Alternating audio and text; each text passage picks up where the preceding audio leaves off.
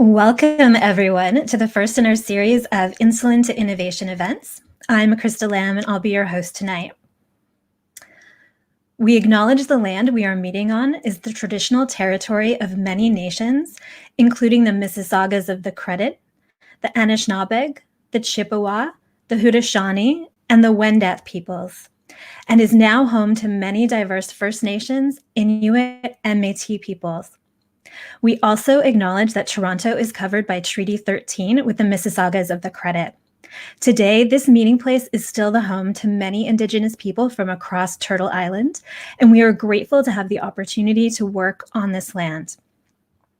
As we have viewers from across Canada and beyond, may we suggest that you research the history of your land using the website and app nativeland.ca.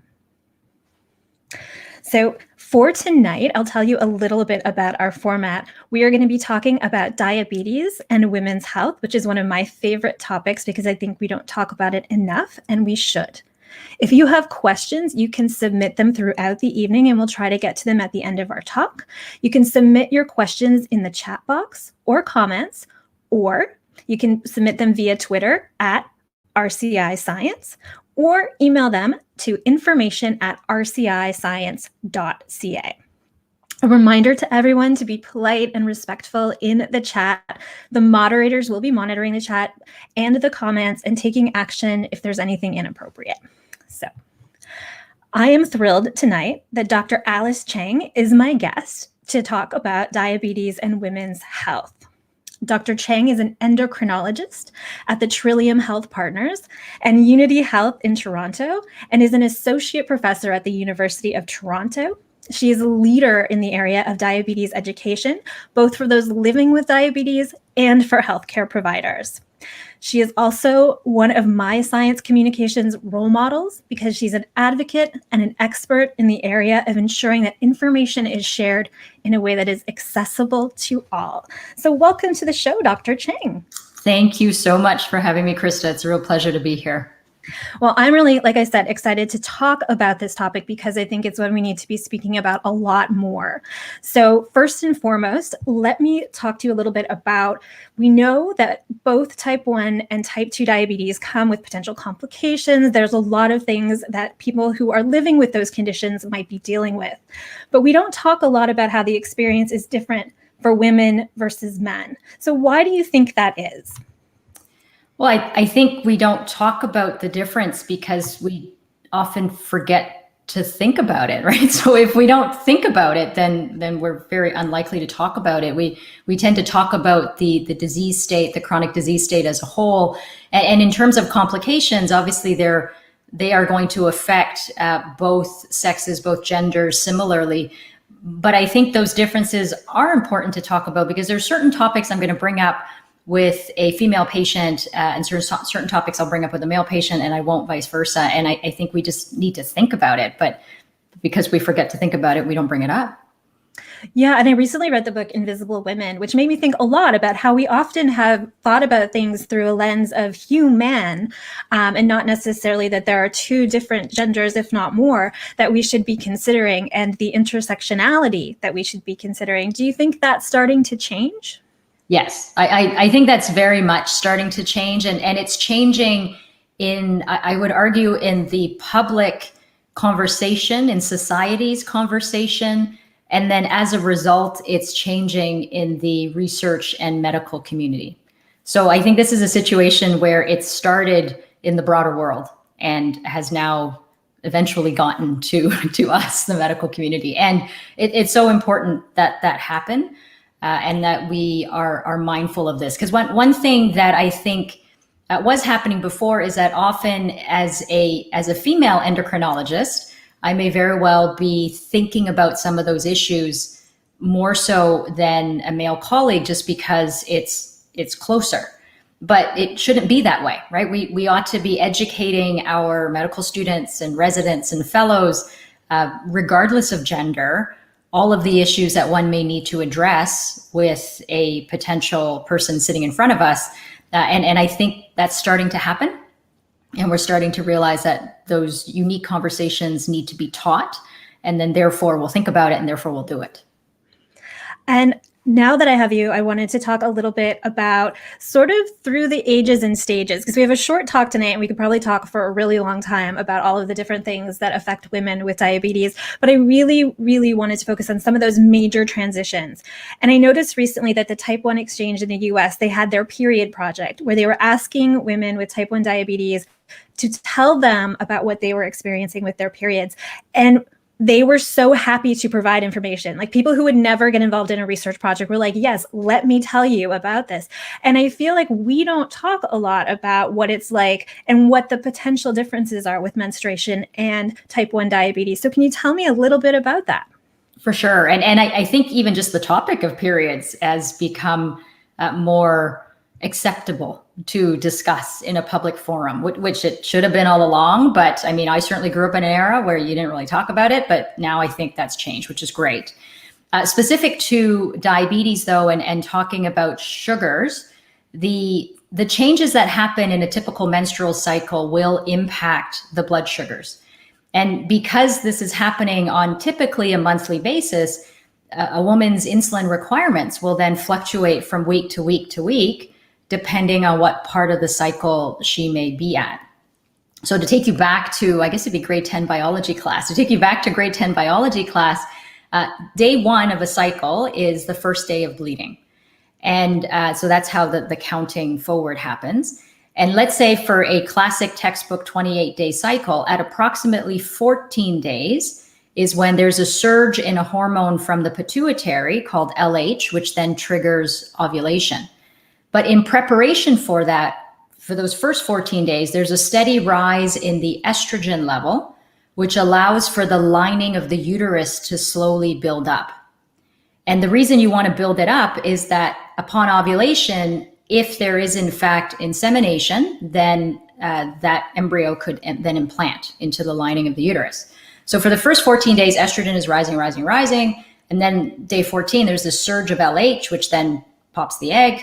And then once the egg is popped, the cells that are left over in the ovaries start to make a different hormone, starts to make progesterone.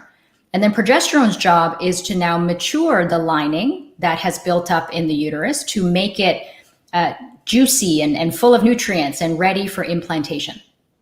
And then at the end of roughly 14 days, those cells left over in the ovaries die, stop making progesterone.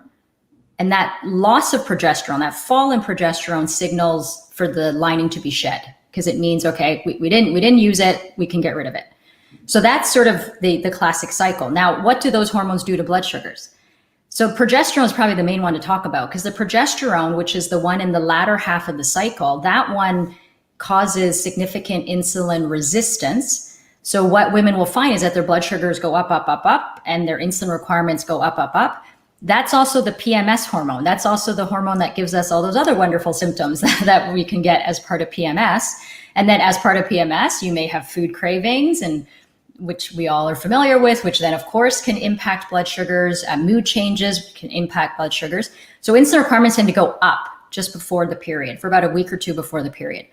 But as soon as that progesterone falls, bleeding starts, that insulin resistance comes down, suddenly the insulin requirements drop. So what typically my patients are telling me is that they have to ramp up their insulin before their period, and they got to ramp down their insulin as soon as their period starts.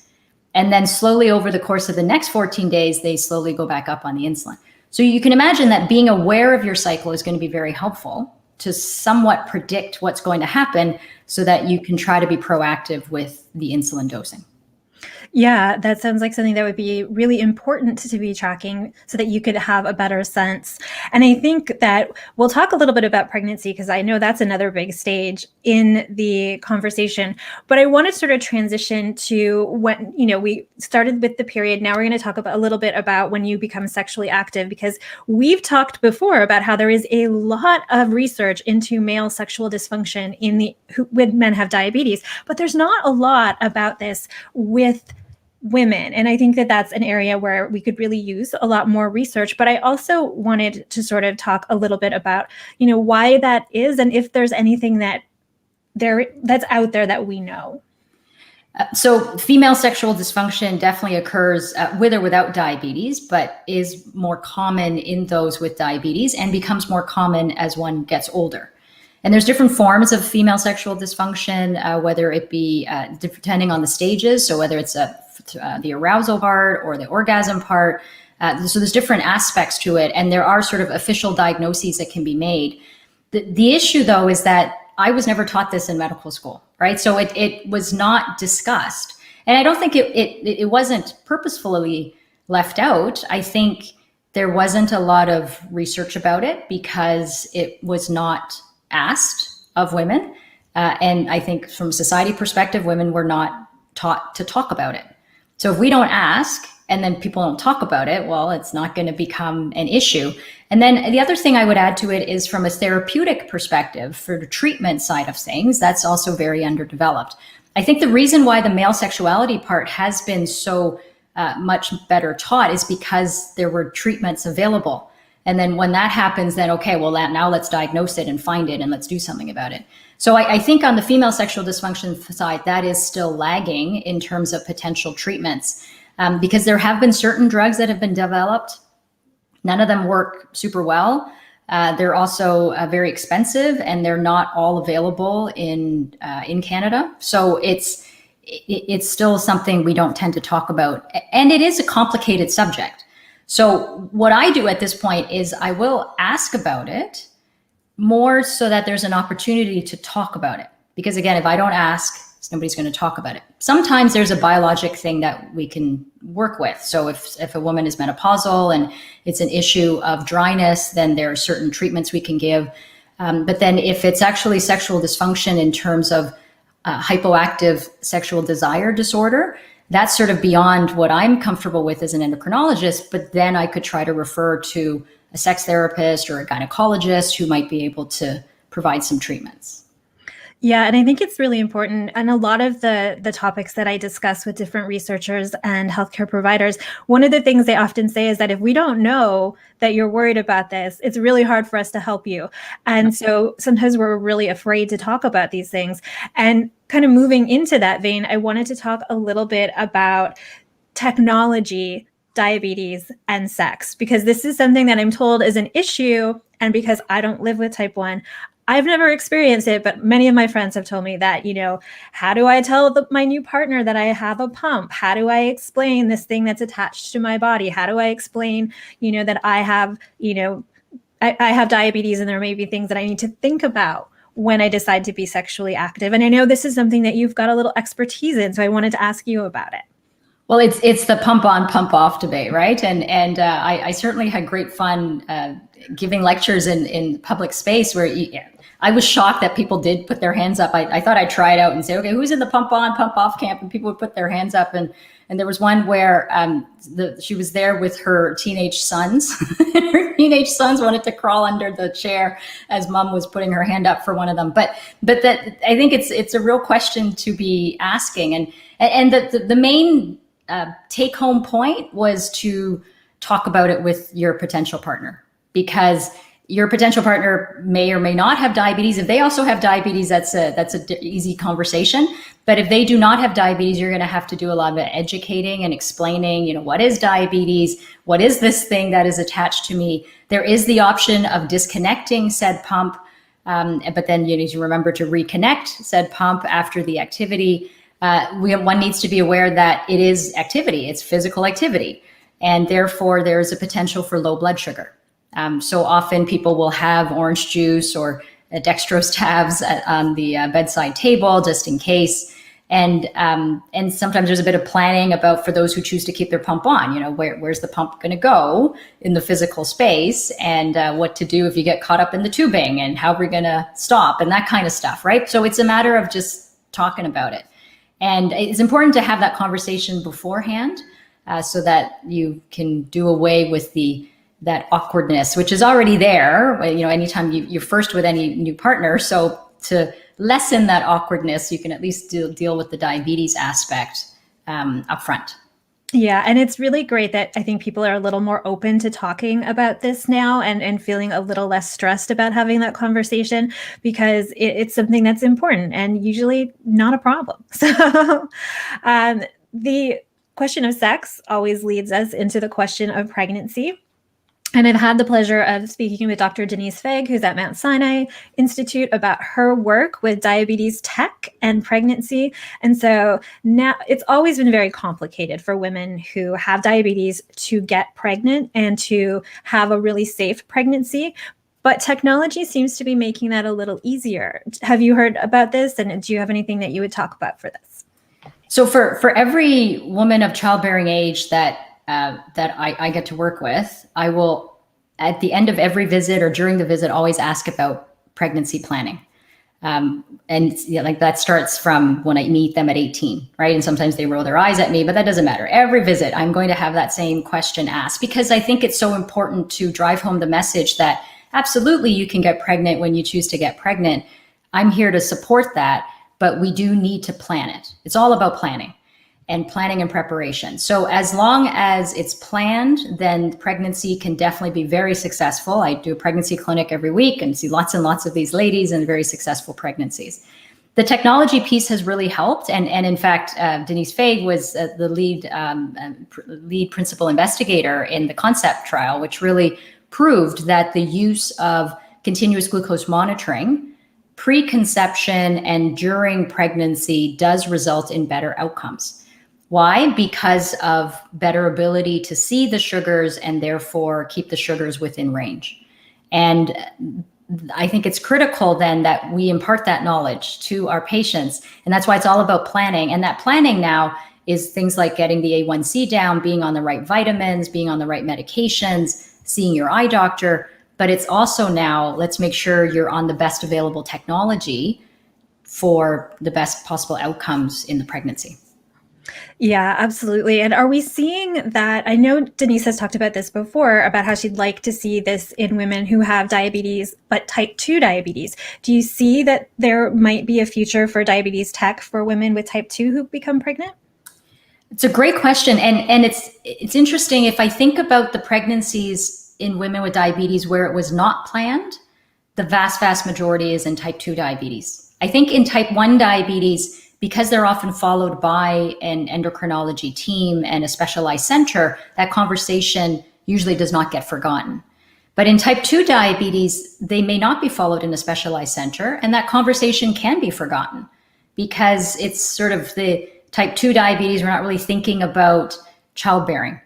But yet, this is why I said at the beginning, any woman that crosses my door childbearing age with diabetes, period, type 1, type 2, I ask that question.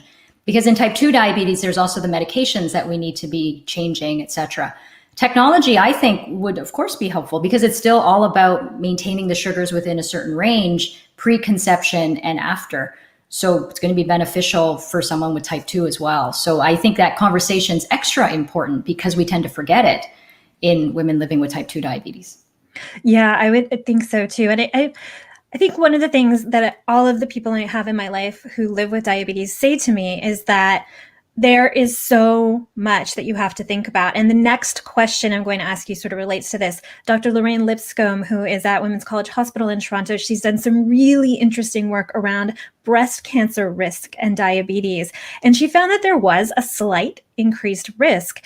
And this in and of itself is not hugely alarming. It's not a huge increase. But what she said was that women who have diabetes often have so many other things on their plate that they don't necessarily go and get their mammograms on time. So can you tell us a little bit about that and about what women with diabetes might want to be thinking about in terms of those slight risks?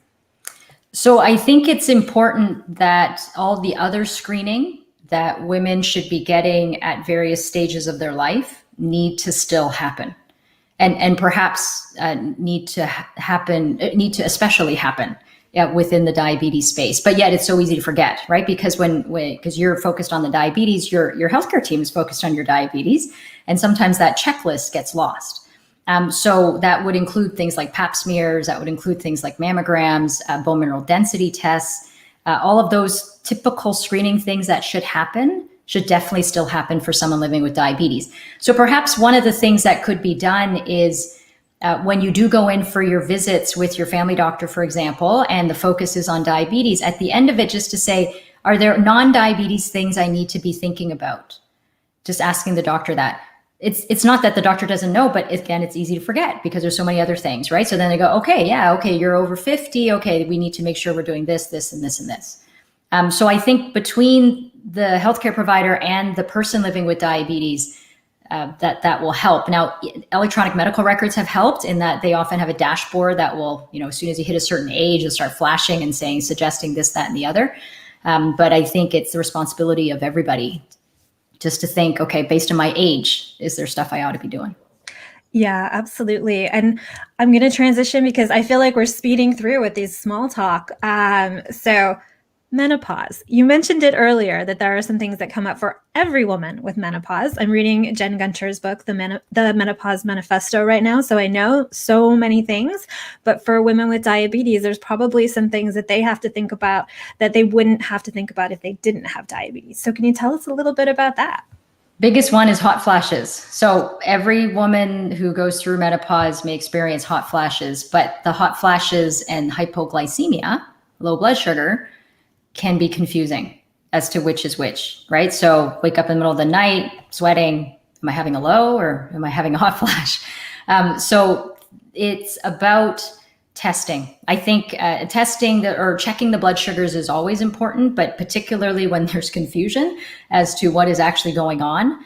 And then the other thing is that those hormonal changes I talked about earlier throughout the month, in perimenopause, they're unpredictable. So you're going to sort of drop an egg periodically, but in an unpredictable fashion. But yet the hormones are still doing this when you do drop that egg. So again, it's a lot of checking your sugars and trying to roll with it. And then when the periods are done, then at least that hormonal fluctuation is gone. But the hot flashes then become an issue and can be confusing. So it does add an extra layer to what women already have to go through for menopause. Okay. Well, I have 2 questions that have come in. So I'm going to do those 2 questions and then we're going to do some questionable news. And then if anyone has other questions while we're doing the questionable news, I will ask them. But the first question came in earlier. It was from Gary Rideau, and he wanted to ask about the difference, and I believe this is about type 2 diabetes risk. He wanted to know any difference in insulin resistance between women and men. Any difference in insulin resistance between women and men? That's a great question. And I'm thinking off the top of my head, for some reason, I'm thinking women may have a bit more insulin resistance, particularly, as I said, in that luteal phase, in that second phase of the cycle, that there would be some more insulin resistance. So I think there'd be a bit more fluctuation in that insulin resistance throughout the cycle. And then pregnancy is a highly insulin resistant state as well. So then there's certainly that situation. I'm not sure if I'm answering your question properly, Gary, but that's sort of what pops into my head as you ask that. Excellent. And then we had another question from the audience, and that was, what kind of drugs are used to treat hyposexuality in women? Because you mentioned that there were drugs. So. Yeah, I did, didn't I? So there are medications that are off-label that have been studied. Buspirone comes to mind as one that's been studied. These are old drugs that have actually been used in the context of depression, but that's been used in menopausal women. Testosterone could be considered, but carries with it potential side effects when used in too high of amounts. And then there is a medication that is available in Canada, but under very special access only. And it's flibanserin. I always have trouble pronouncing it. And it's hard to access, actually. So most pharmacies would have to order it in, and it can be quite expensive. And it's not, doesn't work that well. So I really think there is a lot more research that can be done into this area, because there will be lots of women who would be receptive to it. The problem, though, with hypoactive sexual disorder is that there are so many things that feed into a woman's libido, well, into anybody's libido, but also in women's libido, that it is really hard to tease out what is biologic fixed with a drug versus a psychosocial, which is a huge part of it. Yeah, I think that's a really good answer because it's a very complicated subject. So now we're going to do a little bit of a game. And if you have questions, this is a great time to drop them into the chat because we'll try to answer those once we are back from playing some questionable news. And so this is a game. Those of you who have attended RCI science events regularly will be familiar with this, and I hope that you will play along and post your guesses in the comment box because I'm going to show Dr. Cheng 3 headlines, and she will need to guess if that headline is fake or real. So this is a great way to test our media literacy. So let's do this. Let's get the first one. So 60-year-old Lagos woman reveals herbal remedy that reverses type 2 diabetes and normalizes blood sugar levels without insulin. Is this a real headline or a fake headline? I need to, so the typical, right, science person, I need to define, what do you mean by real and fake? Real as in it actually showed up somewhere in media, or real as in this happened? No, it's real or fake headline. Okay, so this is, I would say this is a real headline because I feel like I've seen it myself flipping through the internet. Yes, this is a real headline. Yes. The thing that is very funny about this is first you have to understand that it's an advertorial, which means that it was paid for. So it was not necessarily something that the media outlet came up with. When you read what actually is made up of these herbal pills, it's quite interesting. And then it's $90 for a 2-month package, and they only take cash. So I feel like that is a red flag right there. And the author calls herself an underground health researcher. So again, a few red flags. So let's look at the next one. Science says take menopausal hormone therapy to prevent diabetes. I'm going to say, I want to say fake, but sadly it could be real, but I want to say fake. Your instinct is right. Oh. It is fake. Because I do wonder, is there a person named Science? Like when they say science says. It's usually scientists say. Right. Yeah. So if you go to menopause.org, there is some information on hormonal therapy and diabetes, but there is not like a way that you can, cure or not get diabetes using hormonal therapy. So that is a fake headline. So the third headline, let's see what we've got here. Probiotics improve blood sugar and insulin sensitivity in pregnant women, study finds. I'm going to say it's real. But it is. Ding, ding, it's real. So it's interesting because these are one of these, I love these articles because this is the part where you're waiting for them to say in mice or, in a very small, very specific study, we found a very slight increase. So yeah, if you actually read into the details of this actual study, it doesn't quite say what the headline says. Right. So a fun game of just to show some of the things that we see when we're searching through the media. Okay. So now I have another question for you, which is in regard to your med ed pledge, because I think that's something that's not specific to women's health and diabetes, but I think it's really important that we talk about that. So you recently started the med ed pledge, and I would love to know what it is and more about it. Sure. Yeah. Happy to talk about it. So it was born out of a recognition that in a lot of medical education fora, the diversity can be improved upon. Let's put it that way. So whether we're talking about gender, whether we're talking about ethnicity, things could simply be more diverse, more representative of the medical community and of course of the people that we serve. So the idea is that we all have responsibility. We all take part in it, whether we are attending, whether we're speaking, whether we're organizing, accrediting, funding, sponsoring. Everybody plays a role and has the responsibility to take a look at who's speaking and who's part of this and say, hey, what can we do to make it better? And the idea of the pledge is for all of us to just commit to it. It's a personal commitment. You're not actually, pledging anything specific, but it's very much a personal commitment to take that charge and to do it, though, I feel in a constructive way. Like it's not meant to be public shaming or anything like that. It's about, hey, did you realize? And what I found is that when you point it out to the organizer, the response is always the same. It's, oh my goodness, I didn't realize. So it was never intentional. It's always they just went with the people they've gone with in the past who they know are very good and just not thinking outside the box. So I think we just all have a role to play. So I would encourage everyone to visit. It's www.themededpledge.com, and you can read more about it there. And I encourage everyone to visit it. Yeah, I think it's such a great idea. And it's so important that we're talking about this and reminding people, because it's better to think about it before you get called out on Twitter for your manel or your completely non-diverse panel. So really good to be having these discussions, because as you said, usually the person just didn't think about it. And so it's really good to have that in the back of your head. So I want to thank you so much for being here tonight to answer some of these speed round questions about women's health. It is Diabetes Awareness Month and the 100th anniversary of the discovery of insulin this year. And so I'm really glad that we're having these small talks about some of the things that we don't talk about enough and we need to talk about a lot more often. So thank you for joining us tonight, Dr. Cheng. Thank you for having me, Krista. This was wonderful. Really appreciate it. Thank you. Thank you. And thank you to all of you who are here tonight, who are listening and who have joined us. And I will give you a little bit more information about what is coming up. So hopefully, if you enjoyed tonight's event and you'd like to support more of RCI Science's free programming, please visit rciscience.ca/donate for more information.